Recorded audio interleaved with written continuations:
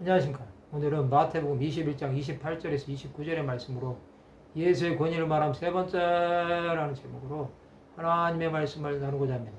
본 말씀은 그러나 너희 생각이 어떠하냐?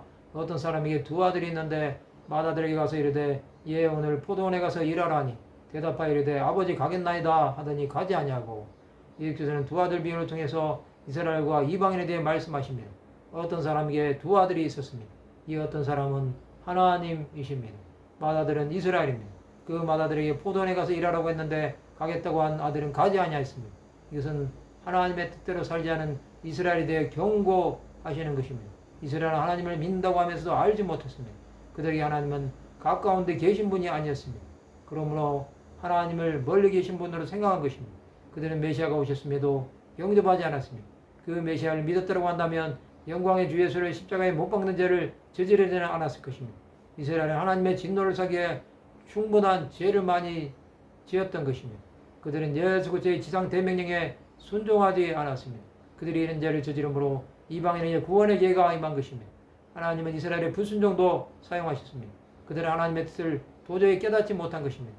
하나님께서 택하신 족속이 되었음에도 하나님의 마음을 알지 못함으로 그들에게는 하나님 나라가 임하지 않은 것입니다.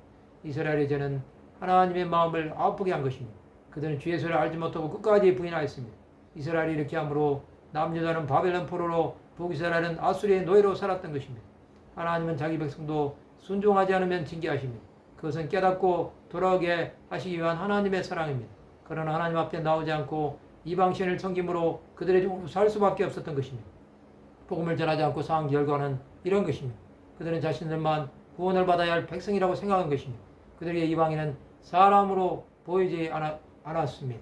또 이방인은 멸망을 받아 마땅한 자들이라고 생각할 뿐이었습니다. 이것은 이스라엘 백성들의 교만이었습니다. 하나님의 이들의 교만을 낮추시기 원하셨습니다. 그래서 노예 생활도 하게 하시고 이방의 짓밟힘을 당하게 하셨습니다. 그런데도 그들은 하나님의 마음을 알지 못하고 하나님을 대적하는 자들이 되어버린 것입니다. 이스라엘은 지금도 주 예수를 기다리고 있습니다.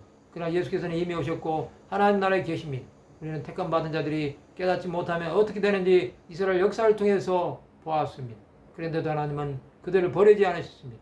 그것은 그들 가운데 구원받을 영혼이 있다는 것입니다.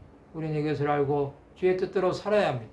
그렇지 않으면 하나님의 버림을 당할 수 있습니다.